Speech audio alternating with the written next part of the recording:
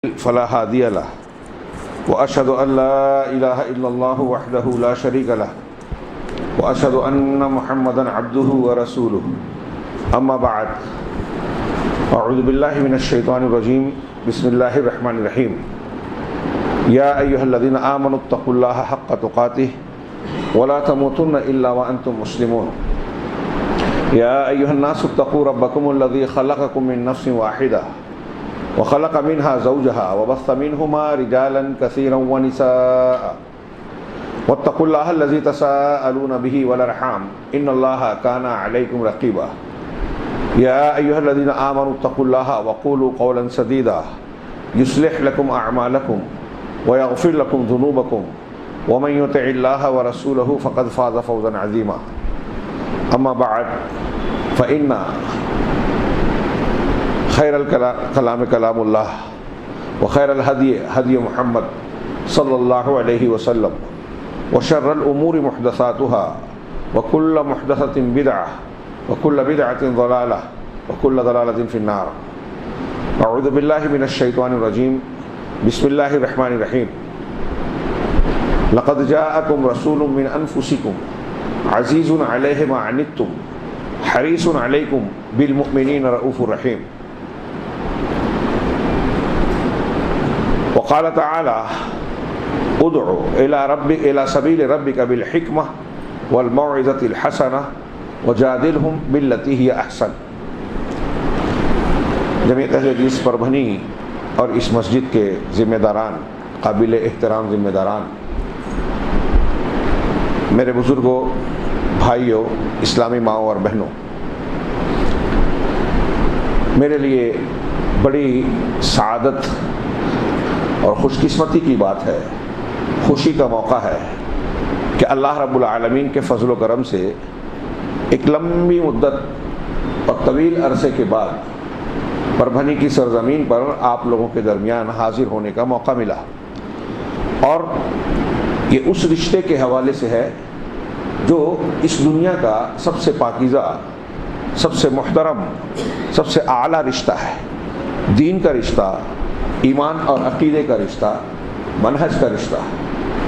اللہ تبارک و تعالیٰ نے جس طرح ہمیں اس دنیا میں ہم منہج بنایا اور دین کے حوالے سے ہم کو اور آپ کو اکٹھا ہونے کی توفیق عطا فرمائی، ایسے ہی رب العالمین اپنے پسندیدہ بندوں میں شامل کر کے ہمیں جنت میں اکٹھا فرمائے. ہمارے اس اجتماع کو اللہ تبارک و تعالیٰ اخلاص اور دین کی بنیاد پر جمع ہونے والا اور اسے قبول کر کے دنیا اور آخرت کے لیے مفید بنا دے. محترم حاضرین، جیسا کہ آپ جانتے ہیں، آج کی اس مجلس میں میرے خطاب کا، گفتگو کا عنوان ہے داعی کے اوصاف. داعی کے اوصاف. عام طور سے داعی کا جب ذکر ہوتا ہے تو ایک خاص معنی اور مفہوم ذہن میں رکھتے ہوئے یہ تصور پیدا ہوتا ہے، اور ہو سکتا ہے کہ اس عنوان کو سن کر عوامی اعتبار سے کچھ لوگ سوچیں، خواتین سوچیں کہ یہ تو مخصوص علماء اور دین کے میدان میں کام کرنے والے علماء اور مخصوص افراد کے لیے عنوان ہے، ہمارا اس سے تعلق نہیں ہے.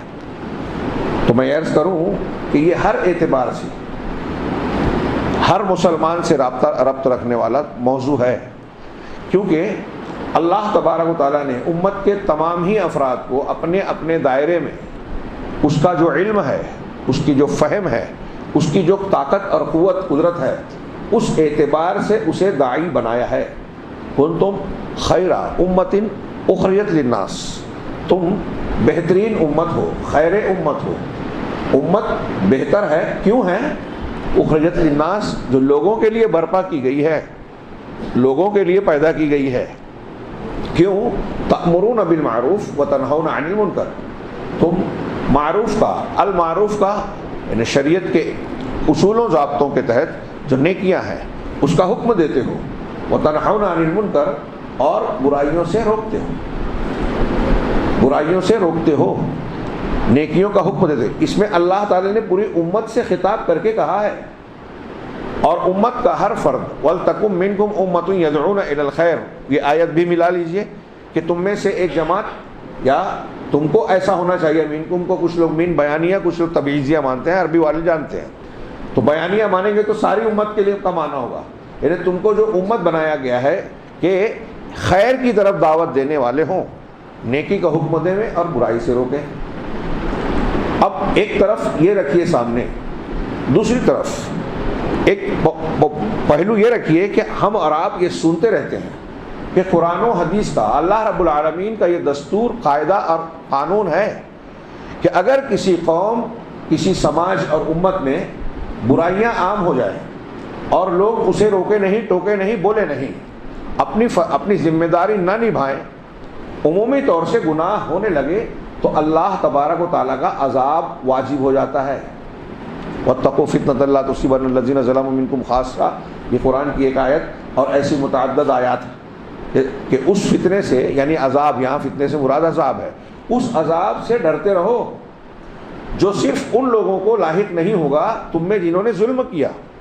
یعنی ہمارے درمیان میں اگر کچھ لوگ ظلم کر رہے ہیں، اس ظلم کے جواب میں اللہ رب العالمین کا کوئی عذاب آئے تو وہ عذاب آئے گا تو صرف ظالموں کو نہیں گھیرے گا، بلکہ جو اس گناہ میں ملوث نہیں ہے انہیں بھی گھیرے گا۔ اللہ کہہ رہا ہے ان سے ڈرو۔ اس کی تفسیر میں متعدد احادیث ہیں کہ آپ کے ارد گرد میں اگر کوئی گناہ ہو رہا ہے اور آپ اسے روک سکتے ہیں، طاقت ہے زبان سے، ہاتھ سے روکنے کی، یہ کام قاضی کا، صاحب اختیار اقتدار کا ہوتا ہے۔ اور اگر آپ گھر میں ہیں، گھر کے بڑے ہیں، ذمہ دار، باپ کفیل کی حیثیت سے ذمہ دار بن کے رہتے ہیں، تو آپ کے ماتحتی میں جو لوگ ہیں ان کے آپ اس طرح ذمہ دار ہیں کہ اگر وہ کوئی برا کام کریں تو انہیں روکیں، ٹوکیں، طاقت کا استعمال کریں جو آپ کے اختیار میں، شریعت کے دائرے میں ہے۔ بچے کو سرزنش کرنے کے لیے والدین سزا دیتے ہیں، استاد سزا دیتا ہے، ٹیچر، ہاں، اور سختیاں برتتا ہے، یہ ہاتھ سے روکنا ہوا تو یہ دائرہ ہوا۔ قاضی اور حاکم جو ہے وہ پورے اپنے ماتحت رعایا کا ذمہ دار ہوتا ہے۔ تو ہر شخص اپنے ماتحت اور اپنے لوگوں کو اگر دیکھتا ہے تو ہاتھ سے روکے، اس کی طاقت نہیں ہے تو زبان سے۔ یہاں بھی حدیث کے الفاظ آپ جانتے ہیں، من رآ منکم منکرا، تم میں سے جو شخص منکر دیکھے، یہاں عالم کی بات نہیں ہے، یہاں خاص طبقے کی بات نہیں ہے، تم میں سے جو شخص بھی منکر، برائی کو دیکھے، ہاں، تو فلیغیرہ بیدہ، اپنے ہاتھ سے اسے تبدیل کرے، فإن لم یستطع فبلسانہ، زبان سے، اگر ہاتھ سے نہیں تو زبان سے، ہاتھ سے طاقت نہیں ہے تو زبان سے تبدیل کرے بدلے، اگر اس کی بھی طاقت نہیں ہے فبقلبہ، تو اپنے دل سے، وذالک اضعف الایمان او کما قال، یہ سب سے کم درجے کا ایمان ہے۔ ایک روایت میں ہے کہ جو شخص ایسے لوگوں کو دیکھتا ہے کہ وہ کہتے وہ ہیں جو کرتے نہیں، کرتے وہ ہیں جو کہتے نہیں، جس کا حکم نہیں دیا گیا، یعنی بدعتی ہیں، کہتے وہ ہیں جو کرتے نہیں۔ مسلمان اپنے آپ کو کہہ رہے ہیں، اللہ کے رسول صلی اللہ علیہ وسلم کو ماننے والا، آپ سے محبت کرنے والا کہہ رہے ہیں، لیکن آپ کی اتباع نہیں کرتے، شریعت پر عمل نہیں کرتے، تو کہتے وہ ہیں جو کرتے نہیں، اور کرتے وہ ہیں جس کا حکم نہیں دیا گیا۔ صحیح مسلم کی حدیث کا ایک حصہ ہے، یعنی وہ کام کرتے جس کا حکم نہیں دیا گیا، شریعت نے نہیں بتایا، مطلب بدعت کرتے ہیں۔ تو اللہ تعالیٰ، اللہ کے رسول نے فرمایا فمن جاہدہم بیدہ فہو مؤمن، جو ہاتھ سے ان سے جہاد کرے وہ مومن ہے۔ بدعت سے، بدعتی سے جہاد کرنا دوسروں سے جہاد کرنے سے زیادہ افضل ہے، اور جو زبان سے جہاد کرے ان سے وہ مومن ہے، اور جو دل سے جہاد کرے وہ مومن ہے، اور اس کے بعد رائی کے دانے کے برابر بھی ایمان نہیں، ولیس وراء ذلک حبۃ خردل من الایمان۔ یہ صحیح مسلم کے حضرت عبداللہ بن مسعود سے مروی روایت کا ایک حصہ ہے، آخری حصہ۔ تو اللہ کے نبی صلی اللہ علیہ وسلم نے اس طریقے سے بتایا کہ ہر شخص مکلف ہے اپنے اپنے دائرے میں، اپنے اپنے علم اور طاقت کے مطابق۔ یہاں ایک طرف یہ بات ہے، دوسری طرف یہ بات بھی ہے کہ جب داعی ہر کوئی ہے تو اس کا یہ مطلب بھی نہیں ہے کہ داعی کے نام پر آپ وہ باتیں بتانے لگے جو آپ کو معلوم ہی نہیں ہے۔ آج یہ بھی فتنہ ہے اور بہت بڑا فتنہ ہے۔ قیامت کی نشانیوں میں سے ایک نشانی یہ بتائی گئی ہے کہ ان یلتمس من اشراط الساعة ان یلتمس العلم من الاصاغر او من الاصاغر، کہ قیامت کی نشانیوں میں سے ایک نشانی یہ ہے کہ چھوٹے لوگوں سے علم حاصل کیا جائے گا، تلاش کیا جائے گا۔ ہاں، اصاغر کی تفسیر سلف نے، محدثین نے کئی کی ہے۔ عبداللہ بن مبارک کہتے ہیں یہاں وہ لوگ مراد ہیں، یہاں عمر میں کم عمر نہیں، بلکہ وہ لوگ جو کم علم ہیں، وہ لوگ جو بدعتی ہیں، چھوٹے ہیں، دین کو جانتے نہیں ہیں، ان سے علم حاصل کیا جائے گا، ان سے فتویٰ پوچھا جائے گا۔ تو دعوت، اللہ کے نبی صلی اللہ علیہ وسلم نے کہا کہ بلغوا انی ولو آیا، یہ دونوں کو لوگ آج کل خلط ملط کرتے ہیں، سمجھنے کی ضرورت ہے۔ ٹی وی چینلوں پر ایک فیشن چلا ہے اور کچھ لوگ ایسے کہ فتوے دے رہے ہیں، عالم نہیں ہے، باقاعدہ شریعت کا گہرا علم نہیں رکھتے۔ عام عالم ہونا، داعی ہونا الگ الگ چیز ہے، مفتی ہونا الگ چیز ہے۔ ہر شخص جو اس کے فن کا ہے اسے وہ کام کرنے دینا چاہیے۔ ہاں، ہم کسائی سے ڈاکٹر والا آپریشن نہیں کرواتے، ہاں کہ سرجری کروا لیں کہ وہ بھی تو روز جانور کاٹتا ہے، ہمارا پیٹ کاٹ کے جو ہے ہمارا اپینڈکس سے کچھ ایسی چیزیں نکال دے، نہیں کرواتے۔ ہاں، وکیل سے ہی کیس لڑواتے ہیں، وکیل کو بولتے ہیں کہ تو اتنی ڈگری والا ہے تو ہماری مسجد کا نقشہ بنا دے، تو بولے گا یہ کام انجینئر کا ہے۔ ہاں، تو جس کا جو کام ہے وہی کرے گا۔ فتویٰ دینا ایک خاص صلاحیت کی بات ہے، حلال حرام کہنا آسان بات نہیں ہے۔ ہمارے ائمہ میں بہت سارے ائمہ اس سے ڈرتے تھے، اجتناب کرتے تھے، احتیاط برتتے تھے۔ خیر، میں عرض کرنا چاہتا ہوں کہ ایک پہلو یہ بھی ہے کہ اصاغیر سے، یعنی کم علم والے یا چھوٹے لوگ، بڑے لوگ موجود ہیں، علم والے موجود ہیں، پختہ لوگ موجود ہیں، علماء ربانیین موجود ہیں، اور آپ یہ دیکھتے ہیں کہ ٹی وی چینل پر کون آ رہا ہے آج کل جو ہے۔ میں ایک بات کہتا ہوں کہ تھوڑا ہم بہت دنوں سے ایک ہی قرآن عربی والے قرآن سے جو ہے وہ ذرا انگریزی میں جو بیان کرتا ہے اس سے سنیں گے۔ آج کے دور میں وہ زیادہ معلومات والا ہے، حالات سے واقف ہے۔ ہاں، مفتی حالات سے واقف کم بھی ہو چلے گا، قرآن حدیث سے واقف ہونا چاہیے، جو مسئلہ پیش آیا ہے اس سے واقف ہونا چاہیے۔ خیر، یہ تمہیداً میں ایک پہلو بتا رہا تھا۔ اب یہاں جو میں نے عرض کیا کہ ہر شخص داعی ہے، اس میں خواتین کا بھی میں نے ذکر کیا۔ اللہ تبارک و تعالیٰ نے قرآن میں ارشاد فرمایا والمؤمنون والمؤمنات بعضهم اولیاء بعض، مومن مرد اور مومن عورتیں ایک دوسرے کے اولیاء ہیں۔ یہ ولایت، یہ دوستی، اولیاء مانے دوست، تو یہ دوستی عام دوستی نہیں ہے، بلکہ یہ دینی دوستی ہے، دینی ولایت ہے۔ اور اس ولایت کا حق اللہ نے بتایا کیا کرتے ہیں، یأمرون بالمعروف وینہون عن المنکر۔ اب غور کیجئے، یہاں آیت کریمہ میں سورہ توبہ کی آیت ہے کہ تھوڑا سا پانی دیجئے نا، کہ مومن مرد اور مومن عورتیں ایک دوسرے کے اولیاء ہیں، ایک دوسرے کو نیکی کا حکم دیتے ہیں، برائی سے روکتے ہیں۔ یہاں جس طرح اللہ تبارک و تعالیٰ نے مردوں کو لیے کہا، خواتین کے لیے بھی کہا۔ خواتین اپنے دائرے میں دعوت و تبلیغ کا کام کریں گی۔ ابھی اگر میں اس کی مثالیں دینے لگوں، بھری پڑی ہے تاریخ۔ ہاں، یہ اپنے دعوت و تبلیغ کرنا، تعلیم دینا، بچوں کو کی تعلیم، اپنے گھر والوں کی تعلیم، خواتین کے درمیان تعلیم، اصلاح کا کام کرنا۔ ہاں، ایک لمبی فہرست تیار ہو جائے گی۔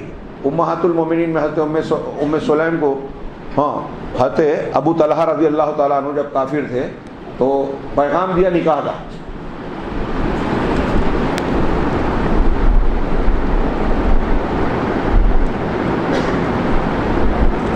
نسائی کی صحیح حدیث ہے، جزاک اللہ خیر، نکاح کا پیغام دیا۔ حضرت ام سلیم رضی اللہ تعالیٰ عنہ نے کہا، میں ایک دو مثال صرف دے رہا ہوں خواتین کے دعوت و تبلیغ کی۔ تو انہوں نے جواب دیا کہ ابو طلحہ، آپ ایسے آدمی ہیں، ایسے شخص ہیں جس کے رشتے کو، جس کے پیغام کو ٹھکرایا نہیں جا سکتا، یعنی شخصی طور پر، خاندانی طور پر آپ ایسے ہیں کہ کہیں اگر آپ شادی کا پیغام دیں تو قبول کیا جائے گا، لیکن مسئلہ یہ ہے کہ تم کافر مشرک ہو، تم کافر ہو اور میں مومنہ ہوں، ایمان والی ہوں۔ ایک مومنہ عورت کے لیے جائز نہیں ہے کہ کسی کافر سے نکاح کرے۔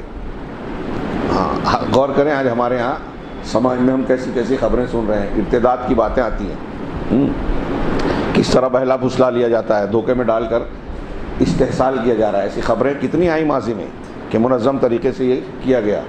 ہم نے گھر میں حضرت ام سلیم کی طرح اپنے بچیوں کو تعلیم دی ہی نہیں، یہ دعوت نہیں دی ہے ہماری ماؤں نے، ہماری بہنوں نے اپنے گھر کی بچیوں کو۔ وہ یہ دعوت دیتی تو یہ ارتداد والا یہ فتنہ جو پوری امت کا سر جھکا رہا ہے، شرمسار کر رہا ہے، یہ معاملہ پیش نہیں آتا۔ خیر، تو حضرت ام سلیم نے کہا کہ میں مومنہ ہوں اور ایک مومن عورت کافر کے لیے سے نکاح نہیں کر سکتی۔ اور پھر اس کے بعد حضرت ام سلیم رضی اللہ تعالیٰ عنہ نے جو بات کہی وہ دعوت والی بات کہی۔ کیا ابو طلحہ ذرا سوچو کہ جس بت کی تم پوجا کرتے ہو، جسے تم پوچھتے ہو، وہ کیا ہے؟ وہ لکڑی سے بناتے ہو، پتھر سے بناتے ہو، تم بڑھئی کو لکڑی دیتے ہو، وہ خود اپنے ہاتھ سے تراشتا خراشتا ہے، بناتا ہے،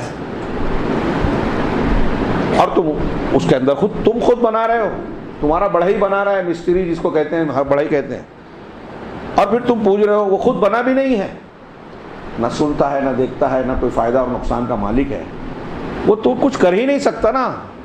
تو غور کرو تم کیسے، کیوں اس کی پوجا کرتے ہو، عبادت کرتے ہو. اس طرح کی لگ بھگ انہوں نے بات کہی. حضرت ابو طلحہ کہتے ہیں کہ میں وہاں سے چلا، اور حضرت ام سلیم یہ بھی کہتے ہیں، غور کیجئے، وہ کہتے ہیں کہ تم نے مجھے پیغام دیا، کافر ہو اس لیے میں تمہارے اس پیغام کو قبول نہیں کر رہی ہوں. اور پھر دعوت کا ایک بہت پیارا بیان پیش کیا، اور اس کے بعد یہ کہا کہ اگر تم اسلام قبول کر لو تو میں تم سے نکاح کر لوں گی، اور تمہارا مسلمان ہونا، اسلام قبول کرنا، یہی میرا مہر ہوگا. چنانچہ حضرت ابو طلحہ کہتے ہیں کہ میں لوٹا، ام سلیم کی بات میرے ذہن و دماغ میں گھومنے لگی، میں اپنے بتوں کے بارے میں سوچنے لگا کہ ہاں واقعی یہ تو کوئی طاقت نہیں رکھتے، یہ تو ایسے ہیں، یہ تو ایسے ہیں. ہاں، اور فطرت کی آواز بھی توحید پر، آج جمعہ میں نے بتایا کہ ہر انسان کے دل میں توحید ہوتی ہے فطرت میں. چنانچہ ان کی بات ان کی سمجھ میں آ گئی، واپس آئے، ام سلیم سے کہا کہ ام سلیم میں کلمہ پڑھتا ہوں اور مسلمان ہوتا ہوں. حضرت ام سلیم نے نکاح کر لیا، اور حضرت ابو طلحہ سے کوئی مہر نہیں لیا، کیونکہ انہوں نے کہا تھا کہ آپ مسلمان ہوں گے، یہی میرا مہر ہوگا. طاؤس تابعی ہیں رحمہ اللہ، اور راوی حدیث ہیں اس کے، کہتے ہیں کہ میں نے اپنی زندگی میں ام سلیم رضی اللہ تعالی عنہا سے بہتر کسی عورت کا مہر نہیں دیکھا. یہ ایک مثال حضرت ام سلیم کی. وہ ایک مثال یاد کیجئے، غار میں 3 لوگ پھنس گئے تھے، اس میں سے ایک نے دعا کرتے ہوئے یہ کہا کہ میری چچا زاد بہن، میں اس کے تعلق سے بدنیتی رکھتا تھا، اس کو ورغلانے کی کوشش کرتا تھا، لیکن وہ تیار نہیں ہوتی تھی. ایک مرتبہ فاقہ کشی کی نوبت آئی، اس نے مجھ سے مدد مانگی اور آئے گھر پہ، تعاون چاہا، تو میں نے کہا کہ ٹھیک ہے میں تعاون کروں گا، مدد کروں گا، شرط یہ ہے کہ تم اپنے آپ کو میرے حوالے کرو. کہا وہ مجبور ہو کر تیار ہو گئی. ہاں، لیکن جب میں گناہ کے لیے بالکل آمادہ ہو گیا، اس کے ساتھ برائی کا ارتکاب کرنے ہی والا تھا، کہ دیکھا کہ اس کی آنکھوں سے آنسو جل رہے ہیں، اور اس نے مجھ سے کہا اتق اللہ، اللہ تبارک و تعالیٰ سے ڈرو، اور نگینے کو اس کے حق کے بغیر نہ توڑو. کہا میرے دل میں بات آئی کہ اللہ کی یہ بندی اس حالت میں بھی اپنی مجبوری کے باوجود اللہ سے ڈرتی ہے، گناہ سے بچنا چاہتی ہے، مجبور ہو کر تیار ہوئی. تو اللہ نے مجھ پر تو نے تو احسان کیا ہے، انعام کیا ہے، مجھے تو اس کا اور خیال رکھنا چاہیے.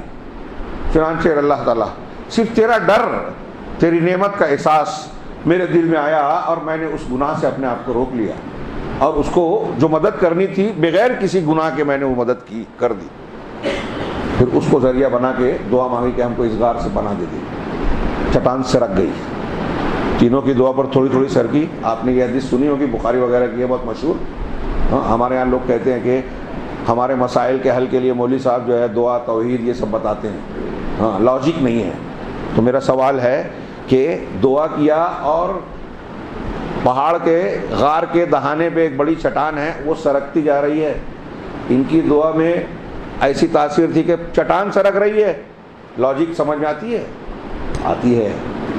یہ اللہ رب العالمین کا وعدہ ہے، ادعونی استجب لکم، مجھ سے مانگو، دعا کرو، میں پورا کروں گا. خیر، یہ ایک میں نے مثال دی. صحابہ میں جیسے صحابہ کرام نے دعوت و تبلیغ کا کام کیا. حضرت ام فضل، حضرت عباس رضی اللہ تعالیٰ عنہ کی بیوی، ہاں، اللہ کے رسول کے چچا یعنی چچی ہوئی، حضرت عباس ابن عباس، عبداللہ ابن عباس کی والدہ، مکہ میں عورتوں میں گھر گھر جا کے دعوت کا کام کرتی تھیں. کئی عورتیں ان کے ذریعے مسلمان ہوئی. ایک ہے حضرت زنیرہ، اور ایسے اور بھی کئی نام ہیں جو گھروں میں دعوت کر دیتی تھی. ان کو کسی نے پکڑ لیا اور پھر ان کو بڑی سخت تکلیفیں دی، اذیتیں دی، کئی دن تک بھوکا رکھا، دھوپ میں بٹھایا، درخت سے باندھ دیا. ہجرت سے پہلے کے واقعات ہیں. ایسے آپ بہت سارے واقعات پائیں گے کہ عورتیں بھی اپنے دائرے میں دعوت کا کام کرتی رہیں. اور ہمیں اپنے عورتوں کو بھی اس طرح سے کم اتنا تو دعوت کرنے والا، دینے والا بنانا چاہیے کہ اگر کوئی غیر انہیں پھسلانے، بہکانے، وسوسہ ڈالنے کی کوشش کرے تو وہ دھوکہ کھانے کی بجائے سامنے والے کو کچھ سمجھا سکیں. یا کم از کم اپنے گھر کے بچوں کو، اپنے گھر کے ماحول کو دینی بنا سکیں، صحیح عقیدے کی تربیت دے سکیں، شرک بدعت سے روک سکیں، تب ہمارے گھر برکت کا مرکز بنیں گے، اللہ تبارک و تعالیٰ کی رحمتوں کے نزول کا مقام بنیں گے۔ تو اس تناظر میں آپ دیکھیے کہ ہمیں دعوت دینا ہے، ہر مسلمان اپنے اپنے دائرے میں داعی ہے۔ اور میں نے جو جملہ کہا تھا پھر سے دھیان رکھیے کہ جب کسی قوم میں برائیاں عام ہوتی ہے تو عذاب آتا ہے۔ آج پورے امت مسلمہ پر عذاب آ رہا ہے، اور اللہ کے نبی صلی اللہ علیہ وسلم کی صحیح حدیث ہے مسند احمد وغیرہ میں کہ تم ضرور بضرور لتأمرن بالمعروف ولتنہون عن المنکر، ضرور بضرور نیکیوں کا حکم دیتے رہو اور ضرور برائیوں سے روکتے رہو۔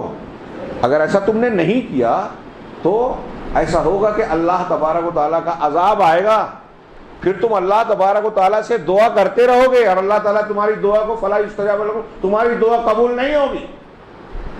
یہ دھیان رہے، اس کا مطلب کیا ہوا کہ جس سماج میں برائیوں سے روکنے کا مزاج ختم ہو جاتا ہے وہاں دعا قبول نہیں ہوتی۔ اللہ کے نبی صلی اللہ علیہ وسلم نے یاجوج ماجوج کا جب ذکر کیا، بخاری کی روایت ہے، تو ام المؤمنین حضرت حفصہ نے سوال کیا، کہا کہ ویل للعرب من شر قد اقترب۔ یہ ہمارے یہاں ڈاکٹر اسرار صاحب کو سننے والے اس حدیث کو وہ بار بار ذکر کر کے موجودہ عرب دنیا کو کوستے ہیں کہ سارے مسلمانوں کے لیے ویل ہے اگر وہ برائیوں میں پڑ گئے، فتنے میں پڑ گئے۔ یہاں یہ مطلب نہیں کہ خاص عربوں کے لیے برائی کر رہے ہیں، سعودی عرب کی جیسے کہ یہ ہمارے یہاں تحریکی رافضی اور رافضی زدہ لوگ ماحول بناتے ہیں، تو خیر وہ ایک الگ بحث ہے، کسی موقع پر اس کی تفصیل اسی میں ہے کہ جب یہ بات کہی آپ نے تو انہوں نے کہا کہ انہلک وفینا الصالحون، ام المؤمنین نے کہا کہ کیا ہم ہلاک ہوں گے یا ہلاک کیے جائیں گے جب ہمارے درمیان، جبکہ ہمارے درمیان نیک لوگ بھی موجود ہوں گے؟ تو آپ نے جواب دیا نعم اذا کثر الخبث، نیک لوگ سماج میں موجود ہے پھر بھی ہلاکت، تباہی، عذاب آئے گا، آج آ رہا ہے پوری دنیا میں۔ کب آئے گا؟ اللہ کے رسول کا اذا کثر الخبث، جب خبث عام ہو جائے گا، یعنی برائیاں پھیل جائے گی۔ بعض لوگوں نے خبث کا ترجمہ زنا کیا ہے، بے حیائی، ناجائز تعلقات کیا ہے، الخبیثات للخبیثین وغیرہ کی تفسیر سے۔ اب عام طور سے لوگوں نے کہا کہ برائیاں جب عام ہو جائے، روکے ٹوکے نہیں، تو اللہ کا عذاب آئے گا اور اچھے برے سب اس میں پسیں گے۔ آج پوری دنیا میں مسلمان پس رہے ہیں، تو ہمیں داعی کا یہ فریضہ اپنے آپ کو بچانے کے لیے، اپنی نسل کو بچانے کے لیے اختیار کرنا بہت ضروری ہے۔ ہمارے یہاں ایک عام مزاج پایا جاتا ہے، ہم بولتے ہیں کہ ہم سوچتے ہیں ہماری زندگی گزر گئی یا ایسا ہو گیا ویسا ہو گیا، ہاں ماں باپ اپنے بچوں کے بارے میں کہ ہمارے بچے کا مستقبل اچھا ہو جائے، تو اس کے لیے کیا کرتے ہیں؟ اس کے لیے کیا کرتے ہیں مستقبل اچھا بنانے کے لیے؟ کہ ہم تھوڑی پراپرٹی بنا لیں، بینک بیلنس ہو جائے، زمین گھر فلاں اور فلاں، ان کو ڈگری دے دیں سرکاری یا فلاں اچھی نوکری دلوا دیں، یا کوئی کاروبار لگا دے، دکان لگا دے، تو ہم کو لگتا ہے بڑا سکسیس ہو گئے ہم لوگ، ارے میرا بیٹا یہ کرنے لگا، مجھے ٹینشن نہیں ہے۔ کیا آپ کی زندگی کا مقصد پیسہ کمانا تھا؟ آپ کی زندگی کی معراج بینک بیلنس اور پراپرٹی بنانا ہے غیر مسلم اور مادہ پرستوں کی طرح؟ نہیں۔ صحابہ کرام کو دیکھیے، دولت مل رہی ہے، حضرت عبدالرحمن بن عوف روتے تھے کہ کہیں ایسا تو نہیں، بخاری کی روایت ہے، دسترخوان پہ بیٹھے، ان کے بیٹے ابراہیم کہتے ہیں کہ دسترخوان پہ بیٹھے، افطار کے لیے کھانا رکھا گیا کہ ابھی اذان ہوگی یا غروب آفتاب ہوگا تو روزہ افطار کریں گے، کھانا دیکھ کر رونے لگے، نعمتیں تھیں، کہنے لگے کہ مصعب ابن عمیر رضی اللہ تعالیٰ عنہ مجھ سے بہتر تھے، حالانکہ عبدالرحمن بن عوف بہتر تھے، صحابہ کا یہ مزاج تھا، اپنے سے بہتر دوسروں کو مانتے تھے۔ ہمارا یہ مزاج ہے کہ ہم سب سے بہتر اپنے آپ کو سمجھتے ہیں۔ تو کہا مصعب ابن عمیر مجھ سے بہتر تھے، وہ شہید ہوئے احد میں، اور ان کے بدن پر اتنی بڑی چادر بھی نہیں تھی کہ اپنا پورا بدن ڈھک سکے، سر ڈھانکا جاتا، پیر کھل جاتا، پیر ڈھانکا جاتا، سر کھل جاتا۔ اللہ کے رسول صلی اللہ علیہ وسلم نے کہا کہ ان کا سر ڈھانک دو اور پیر پر ازخر گھاس ڈال دو۔ کہا وہ اس دنیا سے گئے تو اتنے مفلوق تھے، اتنی غربت تھی، ایک اچھی چادر بھی نہیں تھی ان کو کفن دینے کے لیے ان کے بدن پر، شہید کو جس لباس میں ہوتا ہے اسی میں دفن کرتے ہیں۔ کہا ہم کو یہ نعمتیں مل رہی ہیں، یہ کھانا پینا اور یہ چیزیں، کہیں ایسا تو نہیں کہ ہم نے جو نیکیاں کی ہیں اللہ تبارک و تعالیٰ اس کا بدلہ ہمیں دنیا ہی میں دے رہا ہے؟ رونے لگے۔ ان کے بیٹے کہتے ہیں روتے روتے اڑ گئے، کھانا نہیں کھایا جبکہ روزے سے تھے۔ غور کیجئے ان کا احتساب، ان کا یہ سوچنے کا انداز کہ دنیا ملتی تھی تو ٹینشن لیتے تھے، اور ہم دنیا بنا کے سمجھتے ہیں کہ ہم کو معراج مل گئی۔ ہماری معراج یہ نہیں ہے۔ ہماری فکر یہ ہونا چاہیے کہ ہمارا بچہ، ہم اس راستے پر چلیں جس سے ہم جہنم سے بچ جائیں۔ بہت بھیانک عذاب ہے، ہم تصور نہیں کر سکتے۔ ڈامر سے زیادہ کالی آگ، جہاں سے غائب نہیں ہو سکتے، بھاگ نہیں سکتے، موت کو پکارے گا انسان، موت نہیں آئے گی۔ قرآن کہتا ہے چمڑیاں بار بار جھلس جائے گی، اللہ نہیں چھال کھالے چمڑیاں پیدا کر دے گا تاکہ عذاب کا مزہ چکے۔ اللہ کہہ رہا ہے کہ اپنے آپ کو اور اپنے اہل و عیال کو اس عذاب سے بچاؤ۔ کیسے بچائیں گے؟ یہی تعلیم دے کر، تربیت دے کر، داعی کا کردار نبھا کر۔ ہاں، اپنے بچوں سے محبت ہے تو اسے پراپرٹی دے نہ دیں، ایمان دیں، توحید دیں۔ ہاں، حضرت عمر بن عبدالعزیز رحمہ اللہ اپنے بیٹوں کو جمع کرتے ہیں، انتقال کے وقت، لمبا واقعہ ہے، 11 بیٹے تھے، کہتے ہیں کہ میں دنیا سے جا رہا ہوں اور تمہارے لیے کوئی لمبی چوڑی پراپرٹی نہیں چھوڑ رہا ہوں، ترکہ نہیں چھوڑ رہا ہوں، اور مجھے اس کی فکر بھی نہیں ہے۔ ہم ٹینشن لیتے ہیں، اور بیٹے بھی کہتے ہیں ابا نے ہمارے لیے کیا کیا؟ اگر توحید نہیں سکھایا تب بولو کیا کیا؟ کروڑوں دے دیا پھر بھی کچھ نہیں دیا اگر توحید نہیں دی۔ تو عمر بن عبدالعزیز نے کہا کہ مجھے فکر نہیں ہے، اگر تم نیک ہو، اگر تم برے ہو تو میں یہ پسند نہیں کروں گا کہ ایسے لوگوں کے لیے میں ترکہ چھوڑوں جو میرے چھوڑے ہوئے پیسے کو برائیوں میں، غلط کاموں میں استعمال کریں۔ آپ اگر بچے کو صلاحیت والا نہ بنائیں، دنیا دار بنائیں، تو کروڑوں کی دولت پراپرٹی چھوڑ دے، کم پڑے گی اسے۔ حضرت عمر بن عبدالعزیز نے اپنے بیٹوں سے کہا کہ میں نہیں چاہتا میرے ترکے سے غلط استعمال والا کام ہو، اور اگر تم نیک صالح ہو تو مجھے فکر نہیں ہے۔ قرآن میں اللہ رب العالمین نے فرمایا ہے کہ وَهُوَ يَتَوَلَّى الصَّالِحِينَ، کیا ہے آیت، کہ اللہ تبارک و تعالیٰ نیک لوگوں کا ذمہ دار ہے، وہ ذمہ داری اللہ تعالیٰ نگرانی کر لے گا، اس کی ضرورت پوری کرے گا، تو نیک بن جاؤ۔ یہ ہے مستقبل کا خیال۔ راوی کہتے ہیں کہ میں نے دیکھا حضرت عمر بن عبدالعزیز رحمہ اللہ کے وفات کے بعد ہر بیٹے کو صرف ایک دینار ترکے میں ملا، 1 دینار، ایک بیٹے کو 11 دینار ان کا ترکہ تھا، کہتے ہیں۔ لیکن کچھ ہی دنوں میں میں نے دیکھا کہ ان کے بیٹے لاکھوں کی تجارت کر رہے ہیں۔ نیک تھے، اللہ نے برکت دی، تو اپنے بیٹے کو نیک بنائیے۔ نیک بنانے کے لیے کیا کرنا ہوگا؟ اچھی تربیت، اچھی تعلیم کرنی ہوگی۔ اس کے لیے کیا کرنا ہوگا؟ داعی کے اوصاف اور تعلیم و تربیت دینے کی صفات اپنے اندر پیدا کرنی ہوگی۔ وہی ہمارا عنوان ہے۔ اس عنوان کی اہمیت بتاتے ہوئے کافی وقت چلا گیا، آئیے ہم اب اس عنوان پر غور کریں۔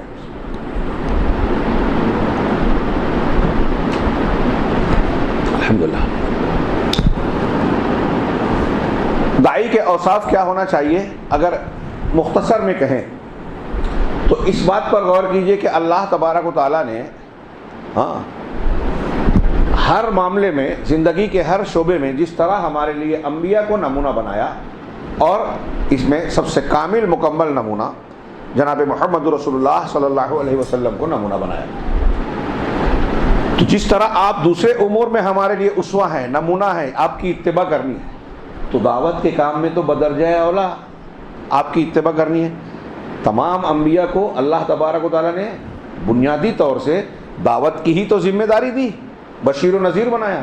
اللہ کے نبی صلی اللہ علیہ وسلم کو سورہ احزاب میں خطاب کر کے فرمایا یا ایھا النبی انا ارسلناک شاہدا ومبشرا ونذیرا وداعیا الی اللہ باذنہ وسراجا منیرا۔ اے نبی، ہم نے آپ کو بھیجا ہے شاہد بنا کر، گواہی دینے والا۔ اپنی امت میں بھی کون مانتا ہے کون نہیں مانتا، قیامت کے دن گواہی دیں گے، پچھلی امتوں کے بھی گواہی دیں گے، اس کی تفصیل اپنی مقام پر۔ شاہدا ومبشرا ونذیرا، بشارت دینے والا اور ڈرانے والا، آگاہ کرنے والا۔ اگلا جملہ ہے وداعیا الی اللہ باذنہ، اور اللہ نے اپنے حکم سے، توفیق سے آپ کو داعی الی اللہ بنایا، اللہ کی طرف دعوت دینے والا، وسراجا منیرا، اور روشن چراغ بنایا کہ آپ کی روشنی سے، آپ کی تعلیمات سے کفر کی، شرک کی، گمراہیوں کی اندھیرے چھٹ جاتے ہیں۔ حدیثوں سے، اللہ کے رسول کی سیرت طیبہ سے آپ نور ہدایت ہے، نور مجسم نہیں ہے جیسا کہ کچھ لوگ کہتے ہیں۔ اللہ کے نور سے آپ کا نور نکلا، جھوٹی حدیث ہے وہ، اول ما خلق اللہ نوری، اور اس طرح کے جو روایتیں ہیں من گھڑت جھوٹی روایتیں ہیں۔ نور، اللہ کے رسول بھی بشر تھے، تو آپ نور ہدایت ہیں، نور ہیں لیکن نور مجسم نہیں، نور ہدایت۔ یہ اللہ کہہ رہا ہے، اور میں یہاں جو اپنے موضوع سے متعلق ہے، اللہ کہہ رہا ہے کہ آپ داعی ہیں۔ اب آپ کی دعوت کا معاملہ کیسا ہے؟ میں نے جمعہ میں بھی ذکر کیا، 23 سالہ دعوت، تعلیم، تربیت میں کیا ہوا کہ ایک پورا دنیا کا سب سے برا معاشرہ جو جاہلیت اور جہالت سے بھرپور تھا، کوئی برائی ایسی ظلمہ نہیں تھا جو وہاں نہیں تھا، یہ سب سے اچھی تہذیب میں تبدیل ہو گیا، سب سے بہترین معاشرے میں بدل گیا۔ اور یہ بہت سارے غیر مسلم مستشرقین نے بھی کہا کہ محمد رسول اللہ صلی اللہ علیہ وسلم کی تعلیم اور کوششوں سے انسانی تاریخ کا دھارا مڑ گیا، تعلیم، تہذیب، ترقی کی طرف بڑھنے لگے، اور اس کا نتیجہ ہے کہ آج دنیا گلوبل ولیج بنی ہے۔ جو دنیا چاند ستاروں کو پوجتی تھی، جانوروں کو پوجتی تھی، پیڑ پودوں کو پوجتی تھی، توحید کی تعلیم نے، رسول اللہ صلی اللہ علیہ وسلم کی تعلیم نے ان کی تحقیق کرنے کا مادہ دیا، علم کی روشنی کی طرف بڑھنے کا کی صلاحیت عطا فرمائی، اور انسان علمی دنیا میں ترقی اور تحقیق میں آگے بڑھتا گیا، اور آج کہاں سے کہاں پہنچ گیا۔ یہ اس تعلیم کا نتیجہ ہے، اور سب سے بہترین معاشرہ صحابہ کرام کا۔ ایک سماج میں ایک دور میں کبھی اتنی عظیم شخصیات اکٹھا نہیں ہوئی۔ ایک یورپی مورخ کہتا ہے، تو نبی کریم صلی اللہ علیہ وسلم تو داعی تھے، آپ کو داعی بنا کر اللہ نے بھیجا، تو ہم تھوڑا سا، میں ایک اس پہلو سے کہہ رہا ہوں کہ اللہ تبارک و تعالیٰ، اللہ کے نبی امی تھے، پڑھے لکھے نہیں تھے، اور پھر پوری کائنات کے معلم اللہ کو بنانا تھا، یعلمہم الکتاب والحکمہ، کہ الکتاب اور حکمہ کے معلم بنے نا۔ تو اللہ کے رسول صلی اللہ علیہ وسلم یہ معلم کائنات، پوری کائنات کو، پوری انسانیت کو تعلیم دینے والے کیسے بنے؟ سب سے عظیم، سب سے کامل، سب سے اعلیٰ داعی اللہ کیسے بنے؟ تو دیکھیے اللہ نے بنایا، اللہ تبارک و تعالیٰ نے حضرت جبرائیل علیہ السلام کے ذریعے سے آپ کو جو پہلی وحی بھیجی، تو اس میں کیا کہا؟ اقرأ بسم ربک الذی خلق۔ بخاری میں اس کا واقعہ ہے، غار حرا میں آپ کے پاس جب حضرت جبرائیل آئے تو آپ کو جو ہے بھیجا اور کہا پڑھیے، تو کہا ما انا بقاری، میں پڑھنے والا نہیں ہوں، پڑھنا نہیں جانتا۔ پھر کہا اقرأ، پھر وہی بات، پھر بھیجا، اور پھر کہا، تیسری مرتبہ کے بعد کہا، پوری 5 آیتیں پڑھی، اقرأ بسم ربک الذی خلق، خلق الانسان من علق۔ اللہ تبارک و تعالیٰ کی پہلی وحی آئی، اس وحی کے ذریعے سے آپ نبی بن گئے۔ آپ پڑھیے، اس میں یہ ہے کہ اللہ کے رسول صلی اللہ علیہ وسلم کو کہا جا رہا ہے پڑھیے، اس کا مطلب یہ آپ کا کلام نہیں ہے۔ میری ہی بات کو میں اپنے آپ سے کہوں گا کہ پڑھیے، میں آپ سے کہوں گا نا پڑھیے، میری بات اگر ہے تو۔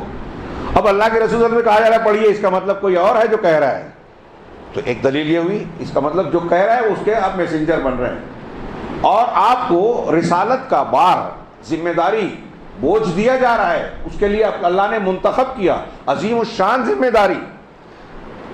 تو اس کا پہلا کام یہ ہونا چاہیے کہ پہلے پڑھیے۔ کیا پڑھنا ہے؟ وہاں یہ ذکر نہیں ہے۔ اس کام کے کرنے کے لیے کیا پڑھنا ہے؟ تو بعض علماء کہتے ہیں کہ سورہ اقرأ بسم ربک الذی خلق کے فوراً بعد انا انزلناہ فی لیلۃ القدر ہے قرآن میں، تو ہم نے اسے لیلۃ القدر میں نازل کیا، اس قرآن کو پڑھنا ہے۔ اور اب وحی جو دی جا رہی ہے اقرأ بسم ربک الذی خلق، تو جو وحی ہے اسے پڑھنا ہے، وہی قرآن ہے، وہی تعلیم و تربیت کا نصاب ہے، وہی انسانیت کی فلاح کا دستور اور قانون اور سیدھا راستہ ہے، صراط مستقیم ہے، اسے پڑھیے۔ تو داعی کی سب سے پہلی صفت، خود اللہ نے اپنے رسول صلی اللہ علیہ وسلم کو جس صفت سے متصف ہونے کی تعلیم دی، اور آپ کے ذریعے سے پوری امت کو، کہ سب سے پہلے علم حاصل کرنا ہے۔ کیسے علم حاصل کرنا ہے؟ بسم ربک، رب کے نام سے۔ نوکر بننے کے لیے، ملازم بننے کے لیے، جاب کرنے کے لیے نہیں، وہ مل جائے الگ بات ہے، لیکن آپ کا مقصد رب کے نام سے، یعنی اخلاص ہونا چاہیے، اس کے مقصد پر نظر ہونی چاہیے، اس رب کے نام سے جس نے پیدا کیا۔ خیر اب وہ میں تفسیر میں جاؤں تو اسی میں پورا وقت چلا جائے گا۔ اللہ کبھی یہ پہلی وحی میں بڑی لوگوں نے باریکیاں بیان کی، بڑی پیاری، اب پڑھیں گے جانیں گے تو لذت ملتی ہے، علمی لذت، خیر روحانی اور علمی لذت۔ میں یہ کہہ رہا تھا، پہلے سب سے پہلا وصف جو ایک داعی کے اندر ہونا چاہیے، صحیح علم، قرآن و حدیث کا علم۔ جس چیز کی آپ کو دعوت دینی ہے، جب آپ جانیں گے تب تو دیں گے۔ ابھی میں نے آیت پڑھی تھی نا، وہ حدیث سب کو معلوم ہے، بلغوا عنی ولو آیا، مجھ سے پہنچاؤ لوگوں تک، یعنی میری بات پہنچاؤ، چاہے ایک آیت آپ کو معلوم ہو، چاہے ایک آیت ہو، تو اب آپ کے پاس ایک آیت ہے اور آپ 3 آیت پہنچائیں گے کیا؟ ایک آیت ہے تو ایک ہی آیت پہنچائیے۔ آج کل بہت سے لوگ ہیں کہ انہیں ایک آیت بھی نہیں معلوم ہے اور 10 پہنچا رہے ہیں۔ انہیں معلوم نہیں ہے توحید کیا ہے، لا الہ الا اللہ کی تشریح کر رہے ہیں۔ دیکھیے کتنے لوگ ہیں، ڈاکٹر اسرار کا ذکر ہوا تھا، سید قطب ہیں، صوفیہ ہیں، آپ حیرت کریں گے کہ دنیا میں بہت ساری جماعتیں، بہت ساری بڑی شخصیات جن کو لوگ بڑا سمجھتے ہیں، میں اس کی شخصیت سے مجھے اعتراض نہیں ہے یا اختلاف کی بنیاد نہیں ہے، یہ دین کی بنیاد پر جب کوئی شخصیت بڑی ہوتی ہے اور جسے لوگ بڑا سمجھتے ہیں، قابل اعتماد جان لیتے ہیں، اور وہ کچھ غلط بات پیش کرتا ہے، تو یہ خطرہ ہوتا ہے کہ بہت سے لوگ دھوکہ کھائیں گے، اس کی بات کو صحیح مان کر اس کی غلط بات کو قبول کر لیں گے۔ اس لیے اہل علم کہتے ہیں، قرآن و حدیث کا طریقہ ہے کہ اگر کوئی شخص ایسا ہے تو مشہور ہے اور لوگ اس کے نام سے دھوکہ کھاتے ہیں، تو نام لے کر اس کی غلط بات کا رد کرنا فرض ہے، لازم ہے۔ ہمارے لوگ بولتے نام کیسے لے لیا؟ لینا پڑے گا۔ سلف میں آپ دیکھ لیجئے، نام لے کے رد کیا ہے۔ اگر جہاں ضرورت نہیں ہے تو نام نہ لے، بغیر اس کے اگر کام چلتا ہے تو آپ ایسے کتنے لوگوں کو آج دیکھیں گے ارد گرد میں کہ ان کے بہت سارے ماننے والے ہیں، فالوور ہیں، یہ ہے وہ ہیں، لیکن ان کے پاس صحیح علم، لا الہ الا اللہ کا صحیح علم نہیں ہے کسی کے پاس، تقدیر کے بارے میں صحیح علم نہیں ہے، حدیث کی حجیت کے بارے میں صحیح علم نہیں ہے، حدیث کا انکار کرتے ہیں عقلیت کی بنیاد پر، نہ جانے کون کون سی بنیاد پر۔ اگر عقل ہی سے سارے معاملات حل ہونے ہوتے تو اللہ تعالیٰ قرآن کیوں اتارتا، رسول کیوں بھیجتا؟ سمپل، یہ میں نہیں کہہ رہا ہوں، ہمارے سلف میں سے بعض لوگوں کا قول ہے۔ ہاں، اگر عقل ہی معیار ہوتی ہر چیز کا، سب لوگوں کی عقل الگ الگ ہے، تو اللہ تعالیٰ قرآن نہیں اتارتا، رسول نہیں بھیجتا، سارا معاملہ بولتا ہے کہ اپنی عقل سے جو سمجھ میں آتا ہے دین مان لو، عقیدہ مان لو، عبادت کر لو۔ ایسا نہیں ہے، عقل کے اپنے دائرے ہیں، اس کی بنیاد پر صحیح غلط اچھا برا سمجھا جائے گا، لیکن اگر یہ ثابت ہو جائے کہ یہ اللہ کا کلام ہے، یہ رسول اللہ صلی اللہ علیہ وسلم کا فرمان ہے، تو وہاں اگر آپ کی عقل میں نہیں آتا تو آپ یہ مانیے کہ اللہ حکیم ہے، ساری حکمتوں کا مالک ہے، وہ کوئی غیر حکیمانہ بات کر ہی نہیں سکتا۔ رسول اللہ صلی اللہ علیہ وسلم پوری دنیا کے انسانوں میں سب سے کامل حکمت والے ہیں، انسانوں میں، مخلوق میں۔ تو ایک بات آپ کہہ رہے ہیں، اللہ کے رسول صلی اللہ علیہ وسلم کہہ رہے ہیں، اور آپ کہہ رہے ہیں کہ نہیں میری عقل میں نہیں آتا، تو اللہ کے رسول صلی اللہ علیہ وسلم کی عقل میں آیا نا، کافی ہے، مان لو۔ ہاں، صحابہ کرام کے سامنے اللہ کے رسول نے بیان کیا کہ ایک زمانہ آئے گا، ایک شخص گائے پہ جو ہے سواری کرے گا تو وہ کہے گی کہ مجھ کو اللہ نے اس کے لیے پیدا نہیں کیا۔ اور پھر بھیڑیے کی بھی بات بیان کی، بخاری وغیرہ میں ہے روایت کہ ایک چرواہا بکریوں کو ہانک رہا تھا یا ہانکے گا، بھیڑیا آئے تو ایک بکری کو پکڑا، لیکن چرواہے نے بچا لیا، تو بھیڑیا جاتے جاتے پلٹ کر کہا کہ آج تو تو نے بچا لیا، لیکن یوم السبع کو کیا کرے گا؟ جب صرف درندے ہی ہوں گے، تم نہیں رہو گے، تو تب کیسے بچاؤ گے؟ تو صحابہ نے کہا کہ ہو، ایک جانور، ایک گائے اور ایک بھیڑیا بات کرے گا؟ تو اللہ کے رسول نے فرمایا کہ میں اس پر ایمان رکھتا ہوں، ابو بکر اس پر ایمان رکھتے ہیں، عمر فاروق اس پر ایمان رکھتے ہیں۔ نوٹ کیجئے، میں اس پر ایمان، کیوں اللہ کے رسول نے کہا میں ایمان رکھتا ہوں؟ اس لیے کہ اللہ نے بتایا ہے۔ اور ابو بکر صدیق، عمر فاروق اس مجلس میں موجود نہیں تھے، پھر بھی اللہ کے رسول کہہ رہے ہیں کہ ابو بکر اور عمر ایمان لاتے ہیں۔ اس کا مطلب ابو بکر صدیق اور عمر فاروق کے بارے میں اللہ کے رسول سرٹیفکیٹ دے رہے ہیں کہ اللہ اور رسول کی بات اگر کوئی یاد آئے تو یہ انکار کر ہی نہیں سکتے، اور ایسے ہی مومن کو ہونا چاہیے۔ تو پہلی صفت میں نے عرض کیا کہ علم کی ہونی چاہیے، بغیر علم کے دعوت نہیں دی جائے گی۔ اس کی میں نے آغاز کے ایک دلیل دے دوں، بڑی مشہور آیت ہے، ہاں، اللہ تبارک و تعالیٰ کا ارشاد ہے، قل ھذہ سبیلی ادعو الی اللہ، سورہ یوسف میں، قل ھذہ سبیلی ادعو الی اللہ علی بصیرۃ انا ومن اتبعنی۔ آپ کہہ دیجئے کہ یہ میرا راستہ ہے، رسول کا راستہ، ادعو الی اللہ، میں اللہ کی طرف بلا رہا ہوں، اپنی طرف نہیں بلا رہا ہوں، میری مانو، میری سنو، مجھ کو امام بولو۔ اللہ کے رسول تو امام تھے، میں دوسرے تناظر میں کہہ رہا ہوں کہ اگر ہم دعوت دے رہے ہیں تو ہمیں ادعو الی سبیل ربک میں حکمت بیان کی ہے کہ ایک داعی جب دعوت دیتا ہے ابھی اخلاص پر بات ہوگی. تو کبھی کبھی اللہ کی طرف دینے کے بجائے اپنے اپنے گروہ کی طرف دعوت دیتا ہے, وہ بھی اخلاص میں تذکرہ کروں گا. تو میں اللہ کی طرف دعوت دے رہا ہوں. کیسے دے رہا ہوں؟ علی بصیرتن, بصیرت کی بنیاد پر. بصیرت کا مطلب کیا ہے یہاں؟ علم, دلیل, حجت. علم کی بنیاد پر میں دعوت دے رہا ہوں. انا, میں بھی, ومن اتبعنی, اور جنہوں نے میری اتباع کی وہ بھی. یعنی میرے راستے پہ چلنے والے, میری اتباع کرنے والوں کا یہ طریقہ ہوگا کہ اللہ کی طرف دعوت دینے والے ہوں گے اور دلیل کی بنیاد پر دعوت دینے والے ہوں گے. نوٹ کیجئے, یعنی اگر ہم اللہ کے رسول کے متبع ہیں تو قرآن کی اس آیت کے مطابق ہمیں دعوت کا کام کرنا چاہیے. اور دعوت کا کام اللہ کے نبی صلی اللہ علیہ وسلم کے طریقے پہ کرنا ہے تو پہلی بنیاد یہ ہونا چاہیے کہ ہمارے پاس دلیل ہو, علم ہو. جو بات ہم کہہ رہے ہیں اس بات کو قرآن و سنت کی بنیاد پر کہیں, ایسے ہی نہیں اپنے دل و دماغ سے, یا فلاں بزرگ نے کہا, فلاں کتاب میں لکھا ہے, بیان کیا جاتا ہے. ایسے آج کل بہت سارے لوگ بیان کرتے ہیں, لوگ کہتے ہیں, حکایت کی جاتی ہے, بیان کیا جاتا ہے. کون بیان کرتا ہے؟ کہاں سے بیان کرتے ہیں؟ بیان کیا جاتا ہے کہ ہنومان جی نے جو ہے وہ پہاڑ اٹھا کر جو ہے وہ جڑی بوٹی کے لیے پورا پہاڑ لے آیا تھا. تو یہ بھی تو بیان کیا جاتا ہے, تو مان لیں. کوئی ضابطہ اصول ہے کہ نہیں؟ تو علم کو علم کے راستے سے سیکھ کر بیان کیا جائے, ایسے ہی نہیں بیان کیا جائے. تو بہرحال ہاں, پہلی چیز علم ہو. اب یہ علم جو ہوگا اس کے کئی پہلو ہیں. اگر میں اسے بھی تفصیل سے ہر پہلو پر گفتگو کروں موجودہ حالات کے تناظر میں تو شاید پورا وقت اسی میں چلا جائے, لیکن میں کچھ اشارے کروں گا. ہاں, کہ علم جب ہوگا آپ کے پاس, صحیح علم یعنی قرآن و حدیث کا, تو آپ کو صحیح چیز کو معلوم ہوگا کہ یہ حق ہے, یہ باطل ہے, یہ توحید ہے, یہ شرک ہے, یہ سنت ہے, یہ بدعت ہے. آج آدمی کو یہ معلوم ہی نہیں ہے, دعوت کا کام کر رہا ہے, جھوٹی حدیث بیان کر رہا ہے. اب ایک تھوڑی سی بات سوچئے, یہاں ایک کام جو شرک ہے, فرق کیجئے, ایک چیز شرک ہے یا ایک چیز بدعت ہے.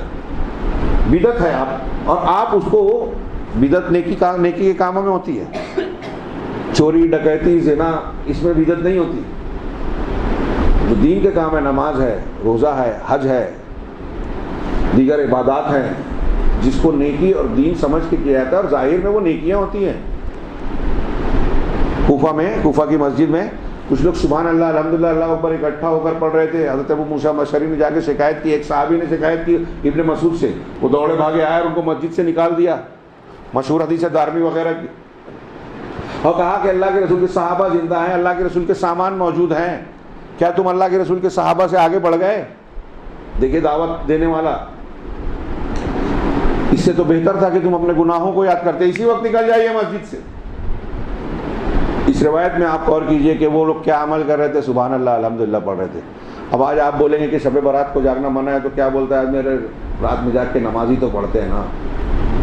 تو عبداللہ بن مسعود رضی اللہ تعالیٰ عنہ سے ہم کہیں کہ سبحان اللہ, الحمدللہ, اللہ اکبر, یہی تو پڑھ رہے تھے نا. کیا پڑھ رہے تھے صرف یہ اہم نہیں ہے, کیسے پڑھ رہے ہیں یہ بھی اہم ہے. وہ طریقہ نیا تھا دین میں, اور اللہ کے رسول اللہ صحابہ کے سامنے ہر جمعہ میں کہتے تھے ہر نئی چیز بدعت ہے دین میں, ہر بدعت گمراہی, کوئی بدعت حسنہ نہیں ہے دین میں. وہ آپ سنتے ہیں حضرت عمر نے جو کہا تھا کہ کتنی اچھی بدعت ہے, وہاں بدعت سے مراد شرعی بدعت نہیں ہے. جس دن آپ نے جماعت بنائی اس کے پہلے دن تک لوگ الگ الگ نماز پڑھ رہے تھے. ہاں, 8 رکعت ہی پڑھتے تھے, اور حضرت عمر نے بھی 8 اور 11 پڑھوائی. ہاں, وہ 20 اور 8 کی بات جانے دیجیے. تو جو الگ الگ پڑھ رہے تھے اس کے مقابلے میں یہ جماعت سے پڑھنے لگے, یہ بہت اچھا ہے. آپ نے اس کو نعمت, کتنی اچھی بدعت کہا لغوی طور سے. اور یہ بدعت کیسے ہو سکتی ہے جب اللہ کے رسول صلی اللہ علیہ وسلم سے 3 دن پڑھنا ثابت ہے, صحابہ پڑھتے تھے, تو صحابہ نے, اور جو حضرت عمر نے جو کیا وہ بدعت کیسے ہو سکتی ہے؟ تو وہ بدعت, اس سے دلیل دے کر یہ کہنا کوئی بھی نئی چیز ایجاد کرے گی یہ بدعت حسنہ ہے, بالکل بہت بڑا دھوکہ ہے, جہالت ہے, دھوکہ ہے, علم کے خلاف ہے. یہ جو لوگ ایسا کر رہے ہیں, کتنی بڑی بھی داڑھی اور کتنا بڑا بھی کرتا پہنتے ہوں, کتنے بڑے القاب کے بعد ان کا نام آتا ہو, یہ جو تقسیم کر کے اس طرح بدعات کو اسلام میں رواج دیتے ہیں, وہ دعوت اللہ کو الٹا کر رہے ہیں, سنت کے نام پر بدعت کی تبلیغ کر رہے ہیں, جھوٹی حدیثیں پھیلا رہے ہیں. جو لوگ جو وحدت الوجود کو لوگوں میں بیان کرتے ہیں, شرک کو تفکیک کو بیان کر رہے ہیں, شرک کو, جو اللہ کے اسماء و صفات کے سلسلے میں غلط موقف کو لوگوں میں بیان کر رہے ہیں, ظاہر سی بات ہے کہ وہ قرآن حدیث کو صحابہ کرام کی طرح نہیں سمجھ رہے ہیں، یعنی ان کا علم نہیں ہے، صحیح علم نہیں ہے۔ کتنی اہمیت کی بات ہے، آج مسلمانوں میں جو الگ الگ فرقے ہیں، جماعتیں ہیں، کیوں ہیں؟ غلط علم کی وجہ سے۔ بدعتیں کیوں بن گئی دین کا حصہ؟ غلط علم کی وجہ سے۔ اور خاص طور سے اگر کوئی بڑے لوگ یا کچھ بڑے طبقات کی طرف سے آتی ہے، کوئی تعداد کی طرف سے، بادشاہ کی طرف سے تائید ہوتی ہے، عام آدمی اس کے پیچھے چل پڑتا ہے۔ اب دیکھیے تعزیہ اور یہ ساری چیزیں، ہاں ایسے 15 شعبان تعزیہ، ان کو فروغ اور رسوخ کیسے ملا؟ اپنے دور کی جو گمراہ فرقے پیدا ہوئے اور ان کو جب حکومت ملی تو اپنی اپنی سلطنتوں میں انہوں نے حکومت کے زور پر عام طور سے اس کو پھیلایا۔ ان دنوں میں چھٹی دے دی لوگوں کو، اور یہ کرو، یہ بیان کیا، فرض کیا۔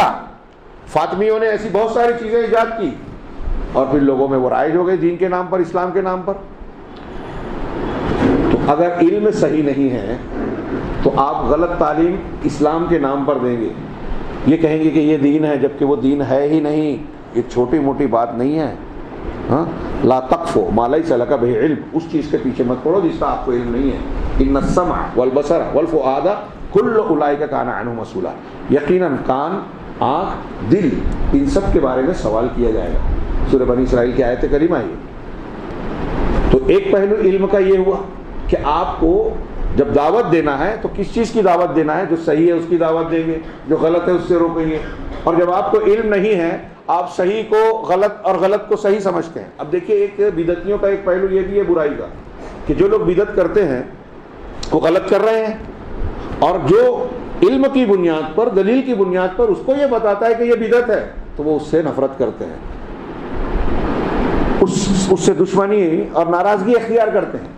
انہیں بدعتی دو گناہ کر رہا ہے یہاں، ایک تو بدعت کر کے غلط کام کر رہا ہے، دین کے نام پر دین میں اللہ اور رسول کی مخالفت کر رہا ہے، دوسرے یہ کہ جو صحیح کر رہا ہے اس سے دشمنی مول کر اس کا رد کرتا ہے، تو صحیح کا رد کرنے لگتا ہے۔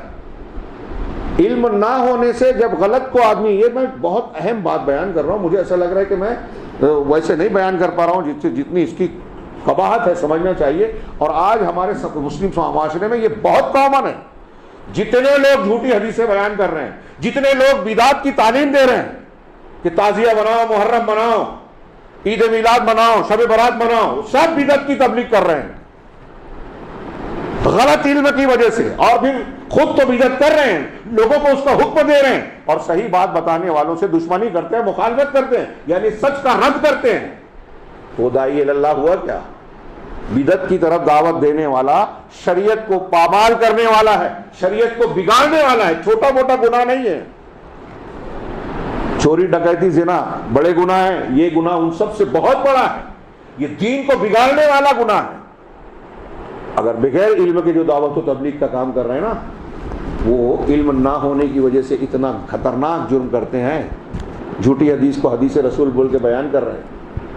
نہیں معلوم ہے تو بات بیان کیجئے۔ من کذب علیہ متعمدا فلیتبوأ مقعدہ من النار، بڑی مشہور تواتر معنوی کو پہنچی ہوئی حدیث ہے کہ جو جان بوجھ کر میری طرف جھوٹ کو باندھے، جھوٹ بیان کرے، وہ اپنا ٹھکانہ جہنم بنا لے۔ مطلب جھوٹی حدیث بیان کرنے کا نتیجہ جہنم ہے۔ عام لوگوں میں نے کہا، آپ نے کہا، آپ میرے بارے میں کہا، میں نے کہا، کوئی جھوٹ بات بولے چل جائے گا، یہ گناہ ہے لیکن اتنا برا نہیں ہے جب آپ کہتے ہیں اللہ کے رسول نے فرمایا اور اللہ کے رسول صلی اللہ علیہ وسلم نے نہیں فرمایا، تو سننے والا سارے مسلمان تو اس کو حدیث سمجھ کر دین سمجھیں گے نا، اللہ کی وحی کا حصہ سمجھیں گے نا۔ ایک پہلو میں نے یہ بتایا کہ معرفت حق ہوگی علم سے۔ دوسرا علم کا ایک پہلو یہ بھی ہے کہ جب آپ دعوت کا کام کرتے ہیں، ہاں، تو آپ کو یہ معلوم ہونا چاہیے کہ ہم کس ماحول میں رہ رہے ہیں، ہمارا مخاطب، اس کی ذہنی کیفیت کیا ہے، اس کی ضرورت کیا ہے۔ یہ جو حکمت کے ذریعے، ابھی میں نے آیت پڑھی نا، ادعو الی سبیل ربک بالحکمہ، حکمت کے ذریعے سے بولا، تو اس کی کئی تفسیر۔ حکمت کسے کہتے ہیں؟ اردو میں بھی ہم کہتے ہیں حکمت، دانائی، یعنی وہ چیز جو بے وقوفی کے خلاف ہے، جس کے بہتر اور اچھے نتیجے نکلے۔ حکمت میں سب سے بہترین حکمت قرآن اور حدیث ہے، اور قرآن حدیث میں سب سے بنیادی چیز توحید ہے۔ تو حکمت کے ساتھ، یعنی قرآن و حدیث کے ساتھ دعوت دی۔ اب اس حکمت میں بہت سارے پہلو ہیں کہ آپ کو بات کیسے کرنی ہے، آپ کو جس سے آپ بات کر رہے ہیں وہ کیسا آدمی ہے، اب ظاہر سی بات اگر آپ خواتین میں تقریر کر رہے ہیں تو ان کو یہ تو تفصیل سے نہیں بیان کریں گے داڑھی رکھنے کی کیا فضیلت ہے، ہاں اس کی کیا حیثیت ہے شرعی اعتبار سے، اور عورتوں میں بیان کریں گے آپ داڑھی کی فضیلت، ہاں کیونکہ یہ ٹاپک ان سے متعلق ہے ہی نہیں. تو جیسے یہ موٹی سی بات، کچھ لوگ مسکرا رہے ہیں، ہے بھی بات مسکرانے کی، ہاں تو جیسے یہ مسکرانے کی بات ہے، ایسے ہی ہمارے یہاں وہ چیزیں جس کی ضرورت ہے اسے چھوڑ کر آدمی دوسری چیز بیان کرتا ہے.